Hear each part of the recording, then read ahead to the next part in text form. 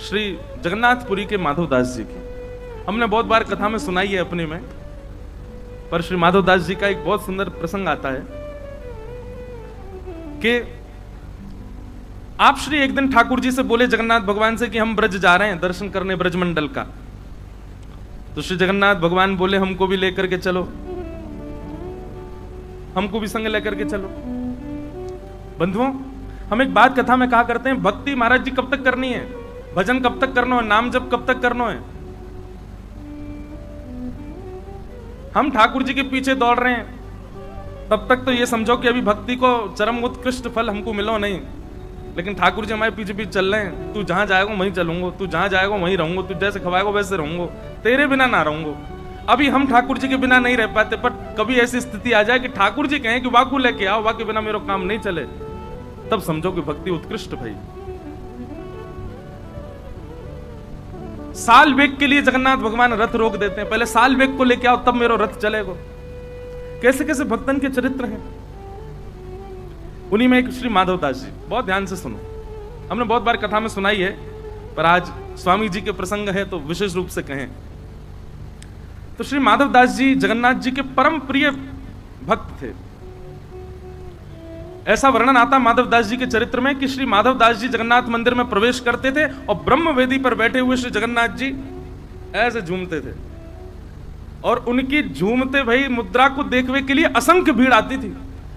तब सब लोग तभी दर्शन करने जाते जब माधवदास जाता। बोले क्यों? ये ठाकुर जी के सामने जाते, ठाकुर जी ऐसे झूमते हैं, मेरो माधव आगे हो। कितना प्रेम करते हैं ठाकुर जी। माधवदास जी एक दिन बोले जय जय, मैं वृंदावन जा रहा हूं दर्शन करवे। जगन्नाथ भगवान बोले हमको संग लेके चलो। बोले आपको कहां संग लेके चलूं? बोले हमको वृंदावन लेके चलो। बोले आप विराजो ना जगन्नाथपुरी में, इतने लाखों लोग दर्शन के लिए आते हैं। ठाकुर जी कह रहे नहीं माधव, हमारा मन तो वहां लगता है जहां आप जैसे वैष्णव विराजते हैं। तिथि धाम स्थान सबकी अपनी महिमा है, पर मेरा मन तो वहीं लगे जहां आप जैसे वैष्णव हो। महाराज जी कई कई स्थान तो ऐसे विहंगम जंगल में, वहां कोई व्यवस्था नहीं, वहां ठाकुर जी बैठे हैं। अभी हम पंढरपुर होके आए, महाराष्ट्र में बिल्कुल अंदर प्रवेश कर जाओ तब जाकर के चंद्रभागा नदी के तट पर, वहां कोई बारिश भी बढ़िया से नहीं होती। वहां पे स्थान भी ऐसा है अत्यंत, अभी भी महाराज जी वहां गरीबी दिखती है, ज्यादा धन धान्य नहीं है। वहां पे दोनों भुजा कमर पर धर के ठाकुर जी खड़े, किसके लिए? पुंडलिक के लिए खड़े। तीर्थ धाम स्थान सबकी महिमा अपनी है, पर ठाकुर जी तो वहां बसे जहां हरिदास बसे। माधव हमको संग ले चलो। माधवदास जी बोले जय जय, बड़ा लंबा रास्ता है वृंदावन को, जगन्नाथपुरी तो वृंदावन जाएंगे, रास्ता में हम तो, हमारी तो आदत है 4-4 दिन भी भोजन नहीं मिलेगा तो रह लेंगे। आप कैसे रहोगे? दिन में 8 बार तो भोजन चाहिए आप, और एक बार भी नेक चूक है जाए, कमी पड़ जाए सो आपको भूख लगे आवे, कैसे जाओगे? इतनी व्यवस्था कहां करूंगा? दूसरे आप इतने भारी, कहां मैं पत्रो दुबरो सो कैसे लेके जाऊंगा आपको? ठाकुर जी बोले हम हल्के है जाएंगे, हम भी भोजन आपकी तरह कर लेंगे। माधवदास जी बोले फल खा के रह लोगे, 2-2 दिन तक पत्ता खा के रह लोगे? यहाँ चटकदार महाराज आपके काजे दाल बने, सुंदर सुंदर पकवान बने, तब तो आपको मन ना लगे, और पत्ता खा के रहोगे? आप विराजो जगन्नाथपुरी में, हम जा रहे हैं वृंदावन। ठाकुर जी के नेत्र सजल हो गए, माधवदास जी वृंदावन जा रहे हैं, मैं कैसे रहूंगा माधव के बिना? माधवदास जी तो चल पड़े। कहां माधवदास जी 3 दिन तक भूखे रह लेते थे, परंतु जगन्नाथपुरी से नेक ही दूर पहुंचे होंगे महाराज, ऐसी जोर की भूख लगी माधवदास जी को। मन में भाव आयो नेका देर में भोजन नहीं मिला तो मैं तो पेड़ नहीं खा जाऊंगा, इतनी जोर की भूख लगी। तभी एक घर दिखो, दौड़ करके गए, खटखटायो, अंदर से बूढ़ी मां आई, मैया जल्दी जो हो घर में भोजन पवाओ, बहुत तेज भूख लगी है। मैया सुंदर थाल लगा के लाई, लो बाबा पाओ। माधवदास जी तो आज तो कोई आचमन कियो ही नहीं, सब सियाराम बोले चलो प्रसाद पाओ, आपत्तिकालीन मर्यादा हंसती। ऐसी जोर की भूख। माधवदास जी ये भी सोचते जा रहे हैं इतनी भूख मुझे कभी लगी नहीं जीवन में। सामने बैठी मैया बोली बाबा नेक आराम थे, धीरे थे, और सबरो अकेलो ही खा जाओगे? बगल में नेक सो बालक बैठो है, या को भी खवाए तो बेचारो ऐसा टुकुर टुकुर देख रहा आपकी थाली की ओर। माधवदास जी बोले कौन है हमारे साथ? कोई नहीं, मैया हम अकेले आए हैं। बोले अच्छा, ये नेक्सो से बालक बैठो, ऐसे बड़ी बड़ी आंखें यहाँ की, ऐसा काजर लगा करके, मुझे तो यूं लग रही है कौन मैया ने अपना लाला दे दियो। ए बाबा तू कहीं बालकन को अपहरण करके तो ना ले जा रहा। माधव दास जी बोले कोई तो नहीं है मैया। बोले अच्छा, मुझे पागल समझाए, जे बगल में बैठो तेरे। माधव दास जी बोले यहाँ बैठो है। बोले हाँ कैसो है। बोले बड़े बड़े नेत्र हैं, काजल लगा रखो है, घुंघराले केश हैं सिर पर। बोले मैया वर्ण बताओ, वर्ण कैसो है। बोले सांवलो। माधव दास जी समझ, ओहो जगन्नाथ स्वामी नयन पथगामी भवतु में। नहीं माने, चले आए। तभी मैं कहूं इतनी जोर की भूख क्यों लग रही है। श्री जगन्नाथ जी हृदय में बैठ के आ गए माधव दास जी के। बोले अब तो भैया वहां पर पूजा हो रही है, जगन्नाथ जी कहां। बोले माधव दास के संग चले गए। जिन माधव दास जी को 3-4 महीने में वृंदावन पहुंच जाना था, 7 महीना में पहुंचे। क्यों? नेक चले, भूख लगी आवे। पेट पे हाथ धर के कहें जय जय, नेक धैर्य कर लो, कछू तो चलन दो। जगन्नाथ जी बोले मेरी गलती ना है, तुम लोगों ने खवा खवा की आदत कर दी है मुझे, अब भूख लगे आवे, क्या करूं। बेचारे माधव दास जी पहुंचे वृंदावन। आहा। अच्छा, ये बात क्यों है कि जब बिहारी जी प्रकट भये ना, भुवन चतुर्दश की सुंदरता निधि वन करत बिहार, श्यामा प्यारी कुंज बिहारी जय जय श्री हरिदास। बिहारी जी इतने सुंदर हैं कि महाराज जब बिहारी जी के प्राकट्य की खबर पता चली ना, तो पूरे भारत से संत समाज आयो वृंदावन दर्शन करवे। जब श्री माधव दास जी को पता चली तो माधव दास जी भी आ रहे हैं। जाते ही वृंदावन पहुंचते ही सबसे पहले निधिवन गए। निधिवन गए तो वहां पर श्री विठल विपुल देव जी ने कही कि भैया ठाकुर जी तो अभी जो है क्या राजभोग आरोगेंगे, तो अभी कपाट बंद हैं, और बाकी स्वामी जी अभी मानसरोवर से आमेंगे। आप थोड़ी देर यमुना जी के आसपास कहीं विराज के निकात अपना भजन कर लो, संध्या वंदन कर लो, थोड़ी देर में आ जाइयो। और आप भूखे प्यासे होंगे, अभी तो राजभोग में समय है, इतनी दूर से चल के आए, लो नेक चना ले जाओ।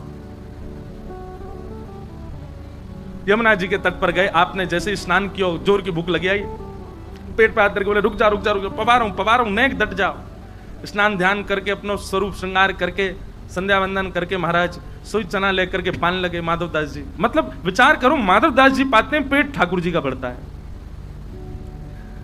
माधव दास जी ने चना पा लिया। चना पा करके माधव दास जी बोले अब चलें दर्शन करके आमें श्री बांके बिहारी जी के, कुंज बिहारी जी के। अच्छा, बांके बिहारी जी का मूल नाम कुंज बिहारी ही है, बाद में बांके बिहारी पड़ गए हो, पर मूल श्री स्वामी जी को जो दियो नाम है वो कुंज बिहारी।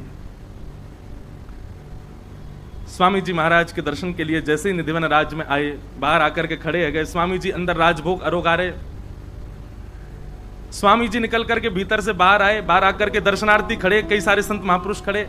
स्वामी जी बोले भैया आप में से माधवदास कौन है। माधवदास जी बोले मैं हूं माधवदास। बोले इतकू आओ।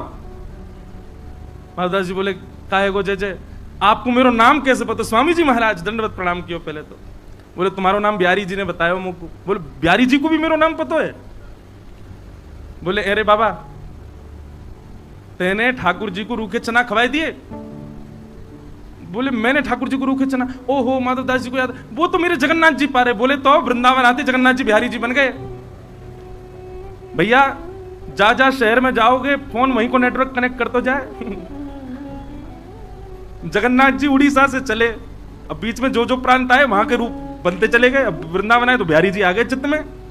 देख मैं भीतर गयो, बिहारी जी अपना मुंह खोल के मुंह को दिखा रहे, अरे मेरा मुंह पूरा छिल गो, जे माधवदास रूखे चना खा रहे है। हे स्वामी जी आप तो ऐसे सुंदर सुंदर पकवान पवामे, ऐसे सुंदर सुंदर भोग लगामे, और जाने तो ऐसे रूखे चना खवा दी, मेरा पूरा मुंह छिल गयो। माधवदास जी के नेत्र सजल हो गए। हरिदास जी लेकर के भीतर गए, बिहारी जी मुंह खोल के बैठे, देखो मेरा मुंह पूरा छील दियो। माधवदास जी कान पकड़े, अरे जय जय आपके तो महलन के ठाकुर जी हैं, आपके तो गोद के ठाकुर जी हैं, लेकिन स्वामी जी ज्यादा बिगाड़ो मत इनको, नेक अभ्यास कराया करो, सब भाव से रहें। ऐसी रस लीला श्री माधवदास जी पर अनुग्रह कियो हमारे श्री कुंज बिहारी लाल ने। यहां बिहारी जी भी आनंदित है गए, श्री माधवदास जी भी आनंदित है गए, और हमारे स्वामी श्री हरदास जी महाराज ने माधवदास जी को हृदय से लगा लिया। बोले आपकी भक्ति बड़ी ऊंची है, आपके हृदय में बैठ के स्वयं जगन्नाथ जी चल रहे हैं, आपके हृदय में बैठ के हमारो बिहारी जी बैठो है, बड़ी ऊंची बात है। खूब देर रस चर्चा चली और वही रस चर्चा को आनंद दोनों आचार्य ने लियो। ऐसी रस भावना की बात बताई गई। महाराज जी, स्वामी जी को एक बहुत सुंदर स्वरूप बताया गया है आचार्य ने।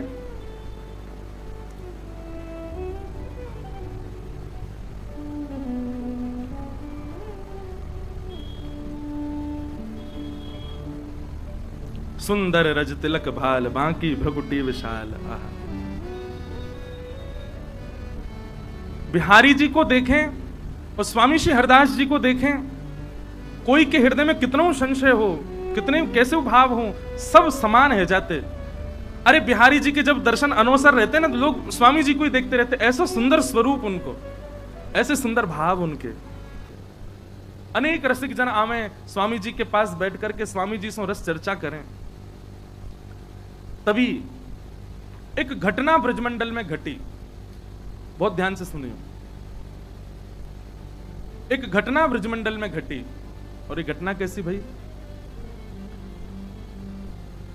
अष्ट सखान में एक सखा है श्री कृष्णदास जी। क्या नाम है? आप लोगों ने यदि हमारी पहले कथा सुनी होगी तो कृष्णदास जी का एक पद हम बहुत गाते हैं। मेरो मन गिरधर छवि पे अटक्यो। ये श्री कृष्णदास जी का पद है। तो कृष्णदास जी मंदिर के अधिकारी, श्रीनाथ जी मंदिर गोवर्धन के, बहुत ध्यान से सुनियो, बड़ी सुंदर चर्चा है। तो कृष्णदास जी गोवर्धन मंदिर के अधिकारी, गिरिराज जी श्रीनाथ जी के अधिकारी। तब श्रीनाथ जी गोवर्धन में विराजते थे, फिर बाद में यहां आ गए उदयपुर के पास। तो कृष्णदास जी को नियम हतो, वो नित्य जल की सेवा मंदिर की करते और स्वयं जाते, कुआं से जल लेकर के आते और ला करके मंदिर सेवा में पधराते। एक दिन श्रीनाथ जी ने प्रत्यक्ष प्रकट है करके, श्रीनाथ जी तो प्रकट ही थे, बात करते थे अष्ट सखाओं से।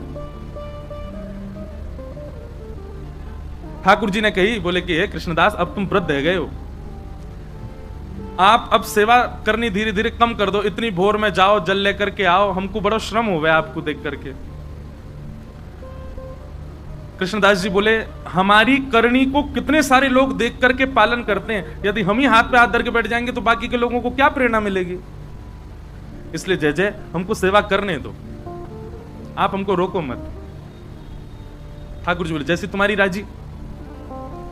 और एक दिन कैसा हुआ कि श्री कृष्णदास जी जल भरने के लिए कुआं पे गए, और जैसे ही जल भर करके बाहर निकाल रहे, आप श्री का पैर फिसल गया और कुआं में गिर गए। और कुआं में गिर करके श्री कृष्णदास जी के भगवत धाम गमन हो गया, भगवत धाम गमन हो गया। आश्चर्य की बात यह तो थी, दुखद घटना थी कि भैया एक परम वैष्णव भक्त भगवत धाम को प्रस्थान कर गए। पर चर्चा का विषय ब्रजमंडल में यह बना हुआ था कि एक परम वैष्णव की, एक परम भागवत की, एक ऐसे दिव्य महापुरुष की इस प्रकार से मृत्यु होना लोगों का भक्ति से विश्वास उठाने जैसा लग रहा था। सब जगह ये चर्चा होने लगी। बोले कि क्या फायदा ठाकुर जी का नाम जप करने का, क्या फायदा इतनी सेवा करने का, क्या फायदा इतना भजन करने का। कृष्णदास जी को देखो, कुआं में गिर गए, प्राण निकल गए। अरे कम से कम प्राण जाते तो कम से कम ऐसे तो कि सही तरीका से जाते, इस प्रकार ये तो अकाल मृत्यु जैसी है। अब तरह तरह की बात ब्रजमंडल में घूमने लगी। ऊपर से किसी ने एक बात और जोड़ दी। बोले क्या? बोले वो तो भूत और बन गए। किसी ने ये बात कह दी कि वो भूत बन गए। अब जब बात फैलती है ना, तो मानव का ऐसा स्वभाव है, साइकोलॉजी है ऐसी कि वो उस चीज को घर कर लेता है। अच्छा, एक तो अकाल मृत्यु, भूत और बन गए। अब कोई बेचारो पनघटते जल भर के ला रहा है, तो जबरदस्ती टीक दोपहरी खाली, कोई भी नहीं रास्ता में। अब जोर की हवा चल जाए तो ओहो कृष्णदास जी पीछे पड़ गए मेरे, हवा चली बहुत जोर की। बाकी के सब विश्वास भी कर ले, बोले हाँ सही कह रहे हो, भूत तो बन ही गए वो। कृष्णदास जी के लिए कहा जाता है कि उनकी अधोगति, उनकी अकाल मृत्यु, और यह तक कह दिया कि वो एक प्रेत बन गए।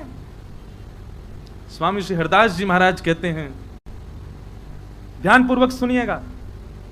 बोले माथे पर ऊर्ध्वपुंड विराजमान हो गया, ब्रजमंडल में जन्म हो गया, संपूर्ण जीवन में एक बार भी ब्रजरज को बड़ी निष्ठा से जिसने अपने माथे पर अंकित कर लिया, गुरु कृपा से गुरु दीक्षा ग्रहण कर ली, और अपना संपूर्ण जीवन में एक बार भी ठाकुर जी का भजन गा लिया, वृंदावन रस को गा लिया, स्वामी जी कहते हैं उसकी अधोगति जीवन में नहीं हो सकती। कृष्णदास जी ने तो पूरा जीवन ठाकुर जी की सेवा में निकाल दिया, कैसे कह सकते हैं कि उनकी अधोगति हुई है?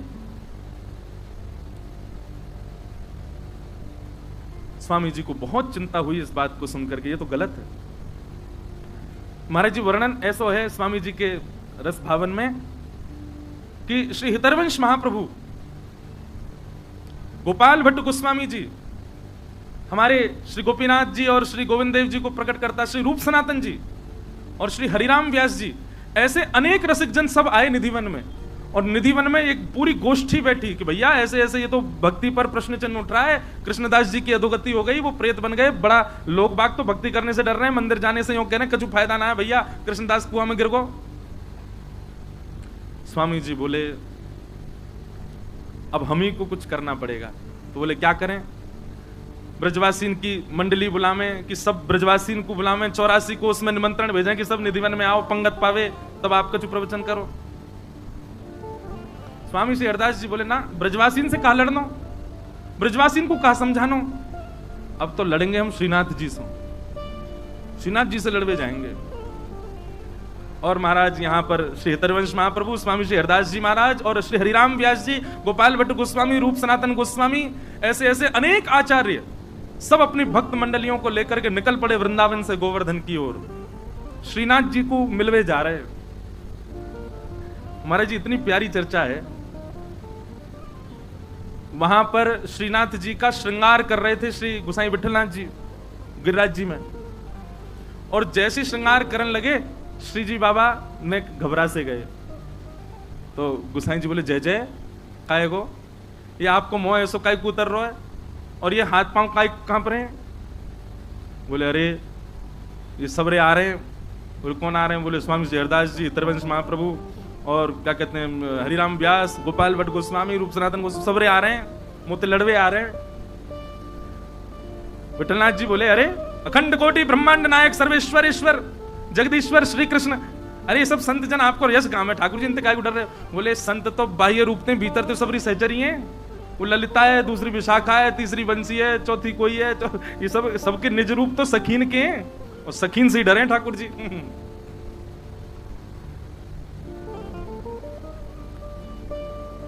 स्वामी श्री हरदास जी महाराज और सब रसिक जन जा रहे हैं, पूरा वृंदावन और जो जो गांव बीच में पड़े सब जगह महाराज स्वागत सत्कार होवे, सब लोग आकर के प्रणाम करें। अब फोन तो थे नहीं, फोटोज तो थे नहीं कि भाई सबन को बस नाम सुने सबने स्वामी श्री हरदास जी, नाम सुने सबन ने गोपाल भट्ट गोस्वामी, नाम सुने हरिराम व्यास।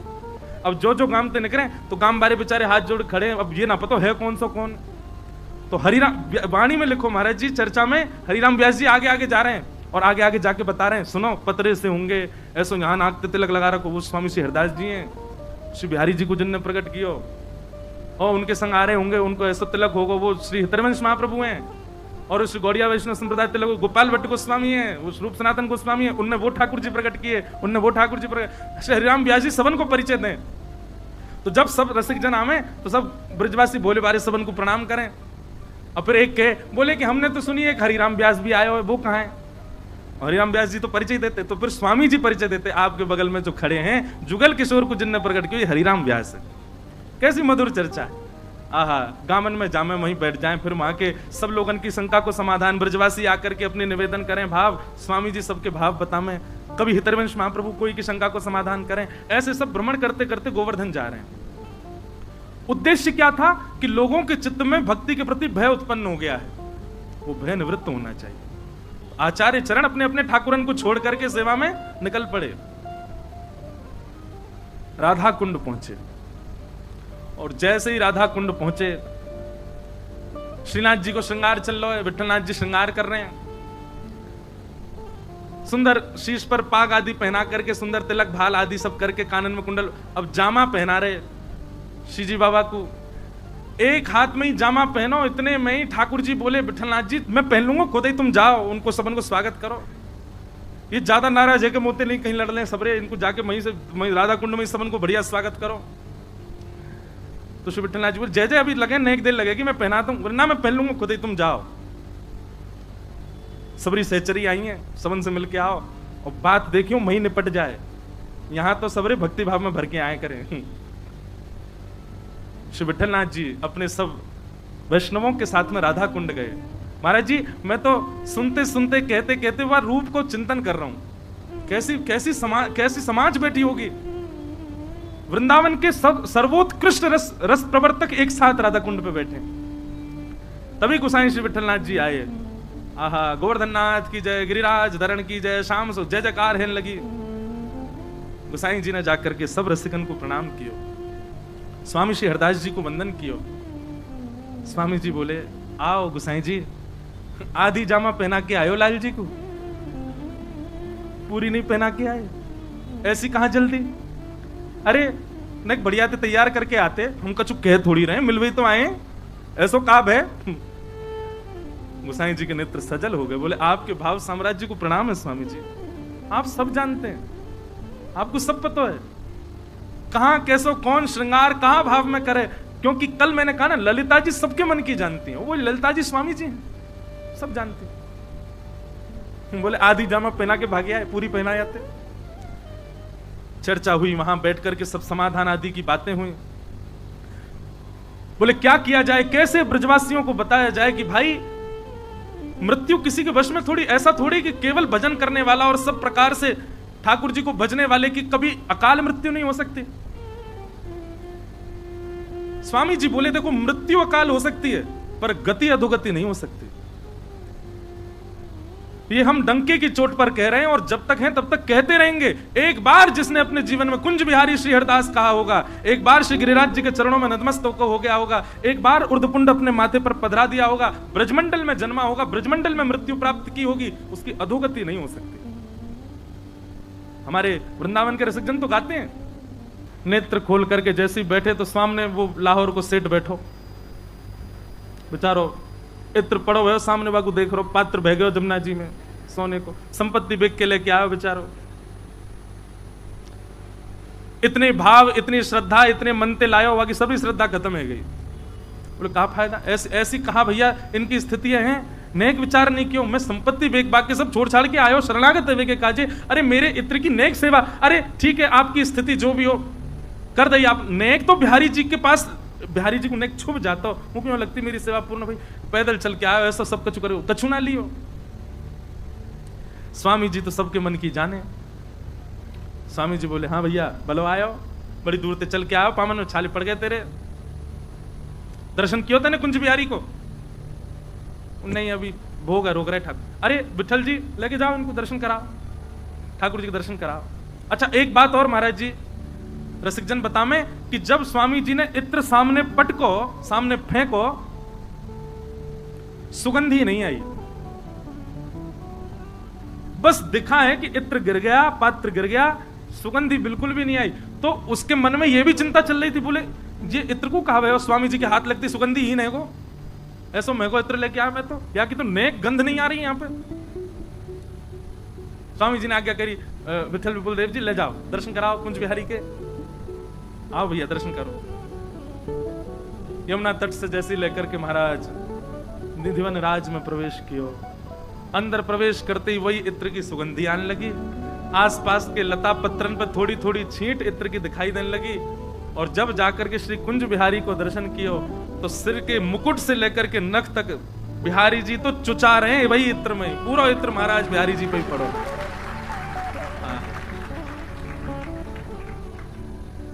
वो तो महाराज वहीं नाचन लगो, बोले मैं समझ ही नहीं पाया मुझे भयो का। तब विठल विपुल देव जी ने मन की बात बताई, बोले कि आज मानसी में ऐसी ऐसी लीला भाई, तेरो इत्र तो भैया सबसे श्रेष्ठ स्वीकार कियो, बिहारी जी ने ऐसा तो कोई को स्वीकार नहीं किया, हमेशा के लिए शरणागत है गयो। कुंज बिहारी श्री हरदास, श्री हरदास जी महाराज के चरणों में प्रणाम करके उन्हीं को अनुगत्य में रहने लगो, ऐसे स्वामी जी महाराज। अच्छा सामने आने वाले इनके मन को भाव जान ले स्वामी जी, ऐसा नहीं है। ब्रजमंडल में कितने रसिकजन जो अपनी अपनी कुंजन में बैठे हैं, अपने अपने घर पे बैठे हैं, अपनी अपनी लीला, उनके भाव भी स्वामी जी निधिवन में बैठे बैठे समझ जाऊंगे। क्यों? ललिता जी हैं, सब सहचरी इनकी आचार्य। एक बहुत सुंदर चर्चा आवे महाराज जी, 6 गोस्वामियों में एक गोस्वामी श्री रघुनाथ दास जी, बहुत सुंदर चर्चा है, ध्यान पूर्वक सुनियो।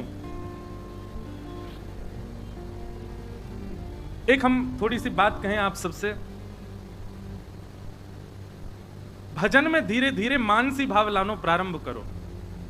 मानसी भाव को मतलब कहा है, आपके जो आराध्य ठाकुर जी हैं, जिनकी भी आप सेवा करते हैं, चाहे लड्डू गोपाल हैं, त्रिमंगलली ठाकुर जी हमारे गिरधर गोपाल हैं, जो भी आपके सेवा के अर्चावतार आपके ठाकुर जी हैं, उनको श्रृंगार करके भोग पधरा के आरती पूजन वंदन करके और फिर उनकी छवि को ही नेत्रबंद करके अपने हृदय में एक कुंज बनाओ और वह कुंज में ठाकुर जी को विराजमान करके कथा आदि जो आप सुन करके जाते हैं, उसमें जो लीला आपने सुनी, जैसे अभी होली की लीला सुनी, नौका विहार लीला सुनी, गोवर्धन धारण लीला सुनी, जल क्रीड़ा सुनी, मान लीला सुनी, ऐसे लीलाएं सुनकर के केवल खुश हो जाने से काम नहीं चले। अब भक्ति में आपको प्रयोग कैसे कि आप वही लीला हमसे सुनिए, चाहे किसी से भी सुनी, वह लीला में श्री कृष्ण के रूप में अपने ठाकुर जी को देखो। आपके लड्डू गोपाल, आपके त्रिभंग लली लाल, आपके गिरधर गोपाल वह लीला में कैसे जच रहे हैं। महाराज जी भाव तो अंतरंग है, पर फिर भी मैं कहूं, जो भी लीला, जो भी पद गाए जामे व्यासपीठ से, वहां में श्री कृष्ण की छवि जो भी मैं वर्णन करूं, मैं अपने लाल जी को ही देखूं। कटाक्ष नेत्र हैं, नेक सी नासिका है, मधुर मुस्कान है, गोल गोल से गोलगप्पा से इनके गाल हैं, ऐसे मधुर से लड़ुआ से उनको मोह है, छोटे से भुजा, छोटे से हाथ, नेक से लाला, फिरकनी जैसे घूम रहे हैं रास में। बैनी पीछे को चल रही है, पटका यहां को झूल रहे हो। ऐसा चिंतन करके जब वाणी से कही जाए व्यासपीठ से, तभी सुख मिले बोलवे में। और केवल कहवे की नहीं, मैं कथा कोई की सुनूं भी हूं तो कोई लीला अगर सुना रहे हैं, पूज्य हमारे महाराज जी सुना रहे हो, हमारे पिताजी सुना रहे हो, तो वह लीला को भी चिंतन करूं तो मैं लाल जी को चिंतन करूं, हमारे लाल जी ऐसे लीला कर रहे हैं। वही मानसी है। मानसी में जाओ, नित्य नवीन सेज बनाओ, नित्य नवीन लीला कराओ, नित्य नवीन लीलान में भाव रखो। ठाकुर जी ये कर रहे हैं, ठाकुर जी ये कर रहे हैं, ठाकुर जी ऐसे कर रहे हैं। पर याद रहे, सावधानी, अगर आपके मानसी में, एक बात हमको ब्रज के रसिक ने एक बात कही, वो बात हम आप सबसे कहें, अगर आप मानसी चिंतन में बैठते हैं और मानसी चिंतन करते समय यदि लीला में कोई ऐसा चित्र आपको दिख जाए जो नहीं दिखना चाहिए, क्योंकि हमारी विचारधारा शुद्ध तो है नहीं, हमारा खान पान शुद्ध तो है नहीं, हमारी मानसिकता शुद्ध तो है नहीं कि मानसी में हमको अच्छा ही अच्छा दिखे।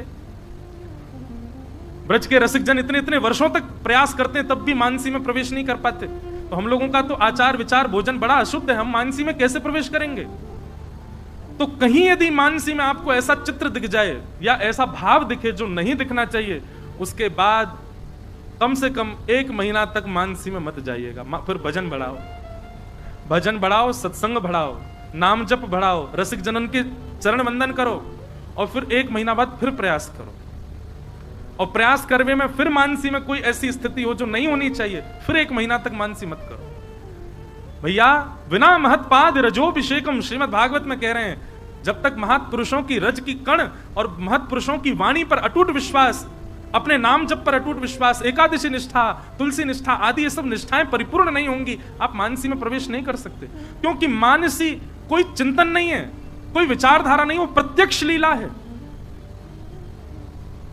पर प्रारंभ करो, धीरे धीरे मानसी में जाओ, चिंतन करो। अब हमको कभी कभी संशय होता है, मीराबाई ठाकुर जी की बाल लीला कैसे गा रही हैं? कृष्णदास जी, गोविंद स्वामी, सूरदास जी, इन सबको ठाकुर जी की बाल लीला का दर्शन कैसे हो रहा है? ये सब मानसी में दर्शन करते हैं, नेत्र बंद करके मन में चिंतन करते हैं उस लीला का, और वहीं पर कुछ ना कुछ ऐसे भाव इनको दिखते हैं जो कहीं लिखे हुए नहीं है। अब सूरदास जी की मानसी का भाव है क्या? सूरदास जी के मानसी का भाव है, तेरो मुख नीको की मेरो राधे प्यारी, सांची कहो वृष भानु दुलारी। अब स्वामी श्री सूरदास जी महाराज, उनको कैसे पता कि क्या लीला चल रही है ठाकुर जी की? ये मानसी में उनको दर्शन हो रहा है। और सबसे विशेष बात, मानसी में यदि आपको कुछ चिंतन होता है जो अलग है, किसी को बताना नहीं है, क्या करना है? लिखना है। आज मानसी में कैसा दर्शन हुआ है? रसिक जनों ने क्या किया? मानसी में चिंतन करके उसको पदावलियों में, अब हम पद तो लिख नहीं सकते, तो केवल हिंदी में लिखो कि आज मानसी में क्या दर्शन हुआ है। अब आप कहेंगे लिख करके फायदा क्या? जब भी मन व्यथित हो, जब भी भजन में कटौती लग रही हो, जब भी सेवा में अपराध जैसा बोध हो रहा हो, जब भी लग रहा हो कि अब भजन में रुचि कम हो रही है, अपने मानसी के भावों को पढ़ना, पुनः भाव उदित हो जाएगा। ये कोई मनगणंत बात नहीं है, ये ब्रज के रसिक जनन की चर्चा सुन सुन करके, उनके भाव सुन सुन करके, उनकी भावनात्मक भावांजलि जो वो बताते हैं वो सुन करके हम कह रहे हैं। अपने हृदय के भाव रात्रि स्वप्न में भी ठाकुर जी यदि दिखते हैं, लिखो कहीं पर, किसी को बताओ मत। और वो लिखी हुई डायरी भी किसी को नहीं, स्वयं पढ़नी है, उससे बार बार भक्ति का उद्दीपन होगा। तो षड गोस्वामियों में श्री रघुनाथ गोस्वामी जी, बहुत ध्यानपूर्वक सुनिएगा। राधा कुंड में विराजते थे आप, और राधा कुंड में आप एक दिन मानसी में चिंतन कर रहे थे ठाकुर जी की लीला का। कैसी लीला है? लीला ऐसी है कि बहुत सुंदर लीला है महाराज जी। किशोरी जी ठाकुर जी को संकेत कर रही हैं कि मोकू मिलवे को मन है रोए, मिलवे आओ। महाराज जी एक पद है, मुझे बहुत दिनों से मिल नहीं रहा, आपको यदि कहीं वाणी जी में मिले तो आप कृपा करके मुझको प्रदान करियो। भाव ऐसा है कि किशोरी जी ठाकुर जी से मिलना चाहे तो संपर्क कैसे बने दोनों उनमें, क्योंकि यहाँ पे सब बरसानी की सखियां हैं, वहां ठाकुर जी के संग सब सखा हैं। तो ठाकुर जी कहा करें, किशोरी जी कहा करें, ऐसा श्रृंगार करके आमे कि श्रृंगार से संकेत दे मैं ठाकुर जी को। अगर किशोरी जी ने ताकि मत, मैं बार बार भूल जाऊं, लहंगा, हाँ नीलो लहंगा पहनो, नीलो लहंगा पहनो है, गुलाबी चुनरी ओढ़ी है, तो मानो किशोरी जी कहा संकेत कर रही हैं, बोलो नीलो लहंगा मतलब है कुंड, और गुलाबी चुनरी मतलब हम कमल उग रहे होंगे, वहां मिलेंगे आज। ठाकुर जी समझ, अच्छा। अब फिर उसके बाद दूसरा संकेत क्या है? अगर शीश पर जो चूड़ामणि है वो मणिन की विराज रही है, अलग अलग रंगन की है, तो मानो वो संकेत कर रही है कि दिन में मिलेंगे, और श्वेत है तो मानो यूं कह रही है कि पूर्णिमा की चंद्रमा पर मिलेंगे। और किशोरी जी के मुखमंडल की जो पत्रावली है, वो पत्रावली में जितने बिंदु हैं, ठाकुर जी खड़े खड़े उनको गिनते रहे हैं, कितने बिंदु हैं, जितने बिंदु हैं उतने सखी आमेंगी संग में। और कोई पत्रावली को श्रृंगार नहीं है, केवल एक बिंदी लगा करके आई हैं, तो मानो किशोरी जी कह रही हैं अकेली आऊंगी मैं, और कोई नहीं आवेगा। ऐसे ठाकुर जी अनुभव करें। तो आज श्री रघुनाथ दास जी के मानसी में क्या दिख रहा है कि किशोरी जी ठाकुर जी से सूरज कुंड पे मिलवे के काजे आई हैं। यहां ठाकुर जी अपने सखान के संग घूम रहे हैं, दूसरी तरफ किशोरी जी अपनी सखीन के संग घूम रही हैं। अब बस दोनों एक दूसरे को निहार ही रहे हैं, चर्चा करते रहे, मैं फिर निहार लें, फिर चर्चा करें, फिर निहार लें। लेकिन इतने में ही कहा भयो, श्री किशोरी जी की नानी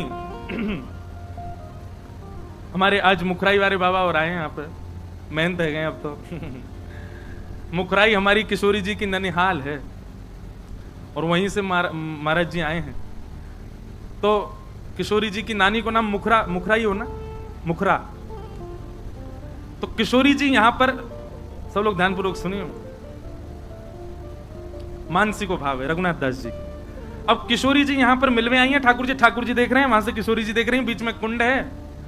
इतने में ही किशोरी जी की नानी मुखरा आ गई और आकर के बोली, अरे अरे श्यामा कहां को गई, अरे लाडली कहां को गई, अरे लाली तू कहां चली गई। भैया मार्ग देती हूँ बीच में, हमारे वृंदावन, अरे सवरे का खड़े गए, बैठ जाओ, बीच वाले हो बस।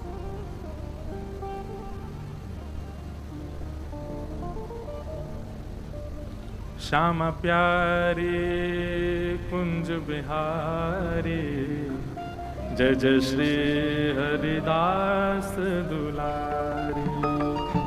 श्यामा प्यारे कुंज बिहारी, जय जय श्री हरिदास दुलारी। श्यामा प्यारे कुंज बिहारी, जय जय श्री हरिदास दुलारी। श्यामा प्यारे कुंज बिहारी, जय जय श्री हरिदास दुलारी। ओ श्यामा प्यारी कुंज बिहारी जय जय श्री हरिदास दुलारी। श्यामा प्यारी कुंज बिहारी जय जय श्री हरिदास दुलारी। श्यामा प्यारी कुंज बिहारी जय जय श्री हरिदास दुलारी। श्यामा प्यारी कुंज बिहारी जय जय श्री हरिदास दुलारी। ओ श्यामा प्यारे कुंज बिहारी जय जय श्री हरिदास दुलारी। श्यामा प्यारी कुंज बिहारी जय जय श्री हरिदास दुलारी। ओ श्यामा प्यारी कुंज बिहारी जय जय श्री हरिदास दुलारी। श्यामा प्यारी कुंज बिहारी जय जय श्री हरिदास दुलारी। बोलो वृंदावन बिहारी लाल। तो अब यहां पर दोनों बेचारे मिलवे आए, श्यामा श्याम। मानसी में रघुनाथ दास जी दर्शन कर रहे हैं कि सूरज कुंड पे किशोरी जी सखीन संग और ठाकुर जी सखान के संग एक दूसरे से मिलवे के काजी आए हैं। और बस अब ये घूम के एक दूसरे के सामने आ गए, बस अब एक दूसरे को मिलवे ही वारे हैं, या मिलेंगे ना भी तो सखान के संकोच के कारण ठाकुर जी सीधे निकल जाएंगे, किशोरी पर कछु तो करेंगे ठाकुर जी, भले छुप के निकले, नेक स्पर्श करके निकले, नेक नेत्रन से नेत्र मिला के निकले, कछु तो हो। अब मानसी में चिंतन कर रहे हैं कि आहा दोनों युगल सरकार मिलवे वारे हैं, अब रास होएगा, अब लीला होएगी। बस समीप आए हते इतने में ही किशोरी जी की नानी आ गई और मानसी में ही आवाज आ रही है बाबा को, अरे श्यामा, अरे लाडली, अरे लाली कहाँ को गई, ऐसी टीक दोपहरिया में कहाँ घूम रही है, अरे लाली तेरे पामन में फोरा पड़ जाएंगे, अरे लाली तू कहाँ चली गई। अब मुखरा देवी की जैसी आवाज आई, किशोरी जी तो संकोच में आ गई और किशोरी जी बोली अरे नानी आ गई भैया जल्दी चलो। बस मिलवे ही वारी, किशोरी जी उल्टी घूम करके और सीधी दौड़ी नानी के पास। समझ में आ रही लीला। अब किशोरी जी जैसे ही दौड़ी तो किशोरी जी के केस तो खूब लंबे हैं, पर सखी कभी कभी श्रृंगार करें और कभी जब ठाकुर जी से मिलवे की योजना बने किशोरी जी की, तो कभी कभी बेणी जो है वो अलग से भी नेक श्रृंगार में बढ़ा दें, किशोरी जी के केशन में नेक और बेणी लगा दें श्रृंगार को। आज लाल जी से मिलवे आई हैं तो विशेष श्रृंगार हुआ है किशोरी जी को, और आज हमारे गिरधर लाल जी भी बेणी पहन के आए हैं। आज के श्रृंगार में देखो टीवी पे दिख रहे हैं, ये देखो नीचे की तरफ जा रही है बेणी और वापस सुंदर मोती जड़े भये हैं। केश लाल जी के बाम हस्त के नीचे देखो, इतनी बारीकी से दर्शन करे करो तब आनंद आवे। तो किशोरी जी के जो केशन में बेणी हती और जल्दीबाजी करने लगी, जोर जान लगी कहीं नानी यो नहीं देख ले कि कार कुंवरते मिलवे आई है। सो केश जो अधिक लगे वो निकर के वहीं गिर गए, और वहां जैसे ही गिरे तो बंधुओं एक नियम हो रहा है मानसी का कि जो मानसी चिंतन में जाता है वो स्वयं को भी सहचरियों में रखता है। जैसे मैं अगर मानसी चिंतन करूं तो किशोरी जी के साथ ललिता जी हैं, विशाखा जी हैं, अन्य सहचरियां, उन अन्य सखियों में मैं भी एक सखी हूं। तो रघुनाथ दास जी चिंतन कर रहे हैं कि किशोरी जी की बेणी गिर गई, अब किशोरी जी दौड़ी तो सब सखी भी दौड़ी। तो इतने में ही किशोरी जी ने रघुनाथ दास जी जो सखी रूप में उनको आज्ञा करी, मेरी बेणी गिर गई है ले आओ। और रघुनाथ दास जी बेणी खोजवे के काजे गए, खोजते खोजते महाराज घूम लिए खूब, लेकिन वहां पर बेणी नहीं मिली। स्थिति ये हो गई कि मानसी से बाहर आ गए और बाहर आकर के क्या करें, आसन उठा के देखें, अगल बगल में सब खोज के देखें, अपनी कुटिया की सामग्री उठा उठा के देखें, बेणी कहां है, बेणी कहां है। ढूंढते ढूंढते ऐसे भाव साम्राज्य में चले गए। अब मानसी नष्ट हो चुकी, अब प्रत्यक्ष भाव में है, प्रत्यक्ष में भी ढूंढ रहे हैं, राधा कुंड में डुबकी लगा के भीतर ढूंढ रहे हैं, गिरिराज जी की परिक्रमा में ढूंढ रहे हैं, गोवर्धन पर जा जाके ढूंढ रहे हैं किशोरी जी की बेणी कहां है। ढूंढते ढूंढते आप गिरिराज जी से वृंदावन की ओर निकल पड़े और रास्ता भर रुदन कर रहे हैं, किशोरी जी ने पहली बार सेवा दी और मैं कछु नहीं कर पाया, वे बेणी कहां चली गई। और आप भ्रमण करते करते करते रुदन करते करते जैसे वृंदावन पहुंचे, वृंदावन में सबसे पहले आप निधिवन गए और जैसे ही निधिवन गए बिहारी जी को दर्शन करने, आंखें लाल पड़ी, नेत्रन से अश्रु गिर रहे हैं और सब जगह ढूंढते आ रहे हैं वृक्ष वल्लरी सब, कहीं बेणी मिल जाए हमारी श्री जी की। स्वामी शेरदास जी महाराज बैठे रघुनाथ दास जी